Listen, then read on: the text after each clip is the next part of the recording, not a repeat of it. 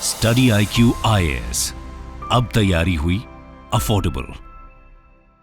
नमस्कार दोस्तों पाकिस्तान में जो इस समय स्थिति बनी हुई है, ऐसा लगता है कि पाकिस्तान और चाइना के जो रिलेशंस हैं वो टूटने के कगार पर हैं। सोच के देखिए, चाइना और पाकिस्तान जो कि अपने आप में काफ़ी ज़्यादा करीबी माने जाते हैं और चाइना लगातार पाकिस्तान की मदद करता रहता है। ऑब्वियस सी बात है, उसके कई कारण हो सकते हैं, लेकिन यहाँ पर क्या है कि जिस प्रकार से चाइनीज़ नेशनल्स के ऊपर हमले हुए हैं, जिस प्रकार से चीज़ें हो रही हैं पाकिस्तान में, कहीं ना कहीं चाइना काफ़ी ज़्यादा फ्रस्ट्रेट हो गया है। और इसी को थोड़ा समझेंगे कि एग्जैक्टली ये पूरा मामला है क्या, चल क्या रहा है, प्रॉब्लम्स क्या है यहाँ पर, और बलूचिस्तान को जोड़कर इसे क्यों देखा जा रहा है। काफ़ी कुछ जानने को है, लेकिन उससे पहले दोस्तों एक बहुत इंपॉर्टेंट खबर स्टडी IQ की तरफ से। देखिए, UPSC dual edge program study IQ लेकर आया है। जैसे कि आपको पता होगा कि यूपीएससी की प्रिपरेशन में आपका काफ़ी टाइम जाता है, साल 2 साल तो कम से कम आपको प्रिपरेशन करनी होती है। तो उसी जर्नी के दौरान आप अपना पोस्ट ग्रेजुएशन भी कर सकें, ये कोशिश अब स्टडी IQ कर रहा है। और इसी के तहत यहाँ पर जो अलग अलग कोर्सेज हैं पोस्ट ग्रेजुएशन में, ये आप अवेल कर सकते हो। स्टडी IQ पर लिंक दिया है कमेंट सेक्शन में, और यूज करना है आपको ये कोड अंकित लाइव, ताकि आप मैक्सिमम डिस्काउंट ले सकें इन सभी कोर्सेज पर। और इसके अलावा अगर आप MCQs अटेम्प्ट करना चाहते हैं तो मेरे इंस्टा पेज पर जाइए, वहां पर स्टोरीज में जितने भी MCQs हैं उसको भी आप अटेम्प्ट कर पाएंगे। तो चलिए शुरुआत करते हैं और सबसे पहले ये देखते हैं कि एग्जैक्टली हो क्या रहा है। देखिए, पिछले महीने की बात है, आपको याद होगा, कराची एयरपोर्ट पर एक बड़ा हमला किया गया, जिसके अंदर 2 चाइनीज इंजीनियर्स मारे गए और एक तीसरा जो चाइनीज था वो यहाँ पर काफी ज्यादा जख्मी हुआ। और कहीं ना कहीं ये एक बहुत बड़ा टर्निंग पॉइंट बताया जा रहा है। जिस प्रकार से बॉम्बिंग्स हो रही हैं और जिसको क्लेम किया गया है बलोच लिबरेशन आर्मी के द्वारा, ये कहीं ना कहीं दिखाता है कि बीजिंग ने अपना जो भरोसा दिखाया था इस्लामाबाद पर, पाकिस्तान के ऊपर, वो लगातार टूटता जा रहा है। स्पेशली 2016 के बाद से अगर आप देखोगे, यहां पर चाइनीज नेशनल्स के ऊपर जो अटैक हैं वो लगातार बढ़ते गए हैं। और कहीं ना कहीं इसी की वजह से चाइना बहुत ज्यादा गुस्सा है, एंड वो चाहता है कि वो चाइनीज आर्मी पाकिस्तान के अंदर भेजे। जी हां, चाइना ये चाहता है, ऑल्दो यहां पर जो पाकिस्तान है वो काफी रेसिस्ट कर रहा है।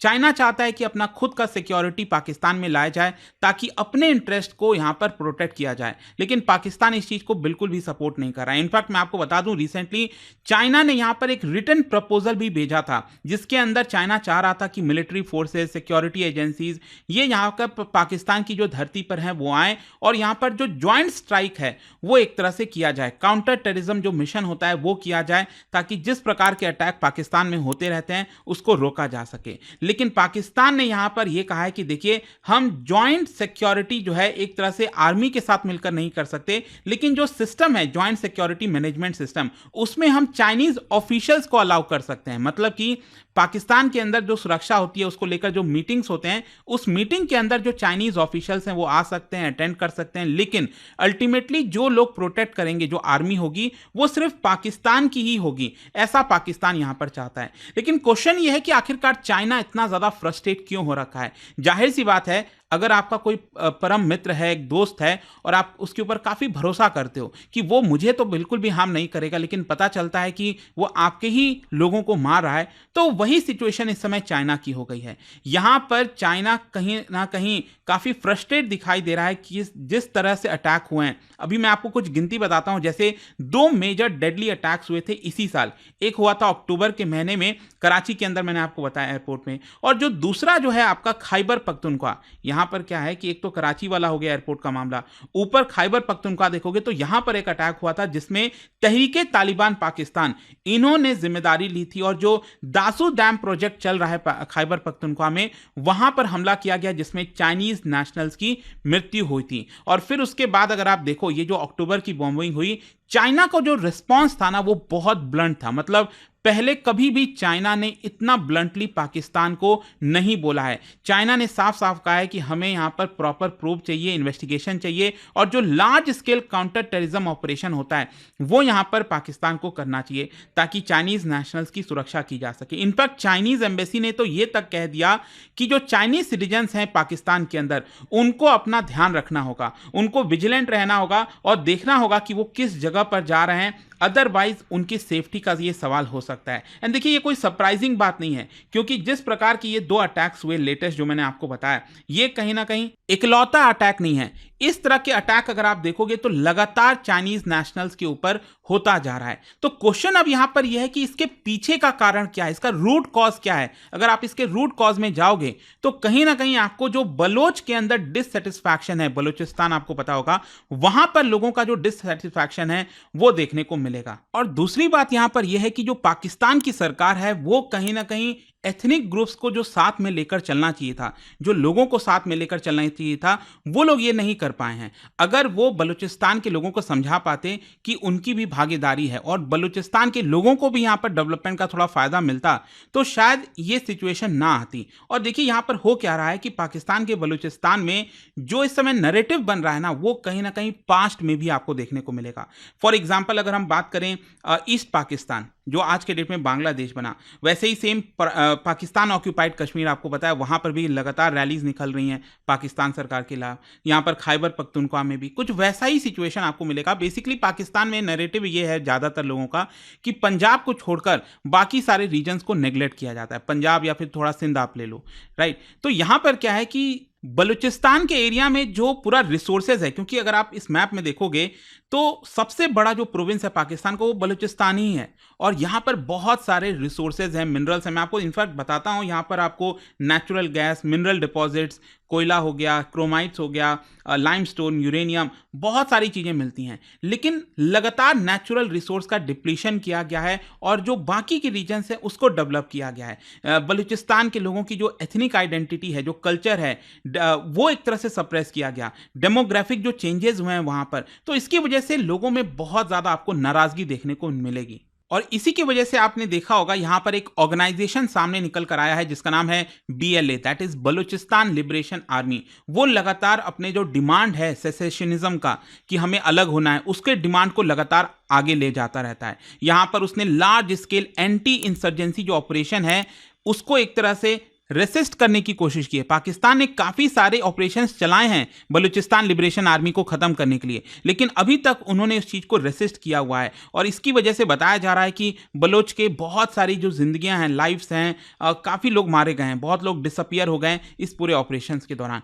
खैर, क्वेश्चन यहां पर यह भी है कि सीपैक अपने आप में इतना बड़ा कंटेंशन कैसे बन गया, क्योंकि चाइना का सबसे बड़ा इन्वेस्टमेंट अगर आप पाकिस्तान में देखिए तो वो है आपका CPEC, China Pakistan economic corridor, जो कि चाइना के बेल्ट एंड रोड इनिशिएटिव के तहत आता है। और यहां पर भी अगर आप देखोगे तो इसका एक मेजर जो रीजन है, जो जगह है, वो आपका बलूचिस्तान से ही होकर जा रहा है एक तरह से। तो बलूचिस्तान के बड़े एरिया से ये गुजरता है सीपैक का कॉरिडोर, और इसकी वजह से क्या है कि इनके कॉरिडोर के ऊपर भी लगातार अटैक्स होते रहते हैं। बलूचिस्तान के लोगों में नाराजगी है कि यहां पर इतना सारा जो इन्वेस्टमेंट आ रहा है, जो भी कुछ हो रहा है, उससे बलूचिस्तान के लोगों को फायदा नहीं हो रहा। मतलब स्पेशली जो पाकिस्तान के एलीट हैं, जो चाइना हो गया, उन्हीं को ही इससे फायदा मिल रहा है। चाहे आप एम्प्लॉयमेंट की बात करिए, रिसोर्सेज हो गए, इतने सारे रिसोर्सेज की मैंने बात की यहां पर बलूचिस्तान में है, तो वो कोई भी फायदा वहां के लोगों को नहीं मिलता। एंड दैट इज वाई यहां पर बलूचिस्तान लिबरेशन आर्मी के द्वारा चाइना फंडेड प्रोजेक्ट के ऊपर अटैक्स किए जाते हैं। मैं आपको कई सारे एग्जांपल्स दिखा सकता हूं। 2018 में फॉर इंस्टेंस यहां पर बलूचिस्तान लिबरेशन आर्मी ने जो चाइनीज काउंसुलेट है कराची में, उसके ऊपर अटैक किया। 2 साल के बाद 2020 में जो पाकिस्तान स्टॉक एक्सचेंज है उसके ऊपर हमला किया गया था, जिसमें अगेन चाइना एक मेजर इन्वेस्टर है। 2022 में आपको याद होगा जो फीमेल बलोच सुसाइड बॉम्बर हैं, उन्होंने कराची यूनिवर्सिटी को टारगेट किया था, जिसमें 3 चाइनीज टीचर्स जो हैं मारे गए थे। पिछले साल ही यहां पर अगेन बलूचिस्तान लिबरेशन आर्मी ने 6 चाइनीज मोबाइल टावर्स को आग लगा दिया। और ये जो टेंशन्स हैं, ये कहीं ना कहीं यहां पर धीरे धीरे बढ़ती जा रही हैं, और जो सीपैक का पूरा प्रोग्रेस है उसको रोक दिया गया है। मतलब जिस प्रकार से बढ़ सकता था सीपैक, उस पर कहीं ना कहीं एक बड़ा झटका लगा। और मैं आपको बता दूं, चाइना ने बहुत हैवी इन्वेस्टमेंट किए हैं। जस्ट इमेजिन, पाकिस्तान जैसे देश में $64 बिलियन, $64 बिलियन का ये पूरा कॉरिडोर अभी तक इसमें निवेश किया गया। आगे कितना होगा नहीं पता, लेकिन 2021 में भी आप देख सकते हो पाकिस्तान सेनेट पैनल ने इसको लेकर कंसर्न्स जताया था कि सीपैक का जो प्रोग्रेस है वो स्लो चल रहा है, चाइना डिससेटिस्फाइड है हमसे, हम इन चीज़ों को लेकर क्या कर रहे हैं। क्योंकि स्पेशली 135 चाइनीज कंपनी वो इस पूरे कॉरिडोर प्रोजेक्ट में इन्वॉल्व है। चाइना के एम्बेसडर ने भी यहाँ पर, जो कि इस्लामाबाद में है, उन्होंने कंप्लेन भी किया था इस चीज़ को लेकर कि यहाँ पर पाकिस्तान ने एक तरह से सीपेक को डिस्ट्रॉय कर दिया, जो बेनिफिट मिल सकता था सीपेक का वो नहीं मिल पाया। तो फाइनली अब क्वेश्चन यही आता है कि क्या दोनों देशों के बीच का जो रिश्ता है वो टूटने के कगार पर है। देखो, एक तो यहां पर क्या है ना कि जिस तरह से प्रोजेक्ट रुका है, प्रॉफिट लॉस होता जा रहा है यहाँ पर चाइना का, और लगातार चाइनीज लोग मारे जा रहे हैं, वर्कर्स मारे जा रहे हैं, तो इसकी वजह से चाइना तो अब बहुत ज़्यादा फ्रस्ट्रेट हो गया है। एंड इसी की वजह से इसने बहुत ज़्यादा प्रेशर भी डाला इस्लामाबाद के ऊपर कि आप full blown counter insurgency operation launch करिए बलूचिस्तान के अंदर। एंड यही सब कारण है कि दोनों देश के रिश्ते में आपको इतनी ज़्यादा प्रॉब्लम देखने को मिलेगी। मैं आपको एक बड़ा एग्जांपल बताता हूं। रिसेंटली क्या हुआ था, जो पाकिस्तान के प्राइम मिनिस्टर हैं शहबाज शरीफ, ये चाइना गए हुए थे, और ज़्यादातर क्या हुआ है ना अभी तक, जब भी ज्वाइंट स्टेटमेंट आता है चाइना पाकिस्तान का, तो उसमें ये लोग पाकिस्तान को, चाइना वाले पाकिस्तान को हाईएस्ट प्रायोरिटी कंट्री मेंशन करते थे स्पेशली। लेकिन ये जो लास्ट विजिट हुआ था ना शहबाज शरीफ का चाइना में, उसमें इन्होंने ये हाईएस्ट प्रायोरिटी जो है ये शब्द का ही इस्तेमाल नहीं किया पाकिस्तान के लिए। तो आप समझिए कितना ज़्यादा इन दोनों के बीच के रिश्ते खराब हुए हैं। और स्पेशली ये भी बात चल रही थी कि सीपेक प्रोजेक्ट अफगानिस्तान तक भी एक्सटेंड किया जा सकता है, लेकिन अब उसके बारे में कोई भी डिस्कशन नहीं हो रहा। मतलब चीज़ें डिटोरिएट हो रही हैं। पाकिस्तान देखो यहाँ पर नहीं चाहता कि किसी भी प्रकार का बड़ा ऑपरेशन वापस से ये लॉन्च करे, क्योंकि चाइनीज सिक्योरिटी फोर्सेस को बचाने के लिए। यहाँ पर आप देख सकते हो चाइना ने काफ़ी सारा कर्ज भी दिया हुआ है। Total external foreign debt Pakistan के ऊपर $126 बिलियन का है, जिसमें $30 बिलियन अकेले सिर्फ चाइना का है। और अभी पाकिस्तान जो है $7 बिलियन और इंटरनेशनल मॉनेटरी फंड से मांग रहा है। तो एक तरह से हालात इस समय ये हैं कि पाकिस्तान के लिए भी अच्छी खबर नहीं है, ना तो चाइना के लिए, एंड डेफिनेटली फॉर सीपेक। तो अब भगवान भरोसे ही है यहाँ पर दोनों देश का क्या होने वाला है, यहाँ पर जो रिलेशंस हैं वो किस तरह से आगे बढ़ेगा। Let's see, but I hope कि इस वीडियो से आपको क्लैरिटी मिल गई होगी। जाने से पहले एक इंटरेस्टिंग क्वेश्चन, क्योंकि हम इंटरनेशनल मैटर्स के बारे में बात कर रहे हैं, क्या आप बता सकते हो यहाँ पर जो लॉ ऑफ द सी है ग्लोबली, उसमें मैरीटाइम जोन्स को किस तरह से डिवाइड किया गया है, किन किन चीज़ों को मिला है मैरीटाइम जोन में आपको देखने को मिलता है, कौन सी चीज़ें। इसका राइट आंसर आप सबको पता है, मेरे इंस्टाग्राम पर तो मिलेगा ही।